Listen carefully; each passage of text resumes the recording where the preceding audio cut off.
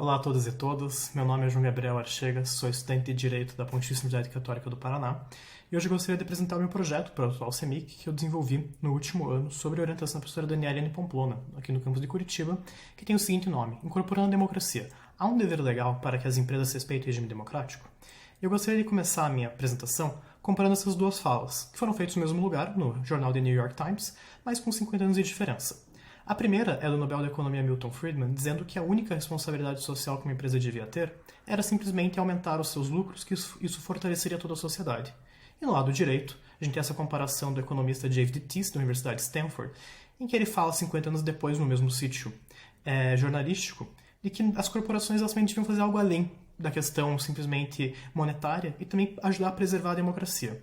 E bom, uma questão que pode ser feita é o que mudou entre esses dois períodos. Óbvio que muita coisa mudou, mas eu queria destacar duas mudanças. A primeira, que nós vemos atualmente na chamada terceira onda de autocratização, desde o final da década de 90, que é basicamente o terceiro momento da série histórica em que há mais democracias desaparecendo do que surgindo, sendo substituídas por regimes autocráticos, e também que desde a década de 70 a gente tem essa explosão no investimento estrangeiro direto, que tem uma participação direta de companhias multinacionais.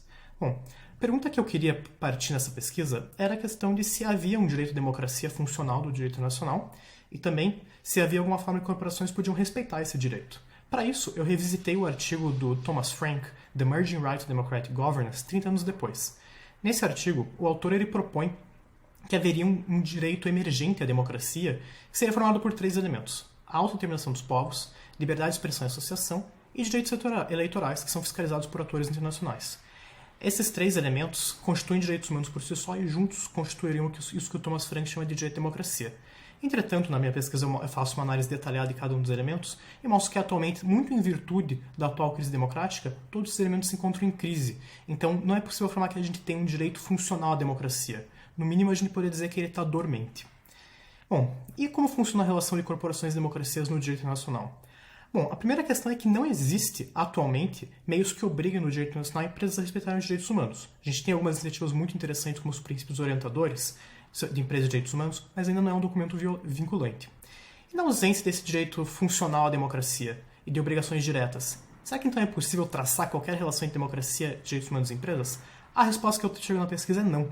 E por quê? Porque eu parto do que o Jay Butler, da Universidade de Virgínia, fala, que é a questão da gente entender que empresas também podem aderir a normas de direito nacional de forma voluntária. E aqui eu trago alguns exemplos recentes. Tanto companhias que se negam a doar para deputados que tentaram participar da tentativa de não certificar os resultados das eleições de 2020 nos Estados Unidos. Aqui no Brasil, redes sociais se aliando ao TSE para combater fake news durante as eleições do Brasil.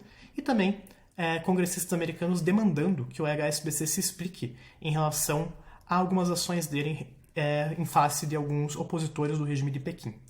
Bom, a conclusão que eu chego nessa pesquisa é que há, na verdade, a emergência do entendimento comum entre o Estado e o setor privado de que ataques corporativos à democracia não são aceitos. Isso é um fenômeno emergente ainda, que a gente vê apenas alguns exemplos, mas já é possível notar essa convergência de entendimento. Então, por isso que eu falo que é muito importante que a gente tenha cautela e analise esse processo à luz de novos fatos, conforme eles forem acontecendo nos próximos anos, para a gente medir tanto qual é a efetividade desse fenômeno, quanto qual é o verdadeiro compromisso de empresas e do Estado com a preservação da democracia. Muito obrigado a todos.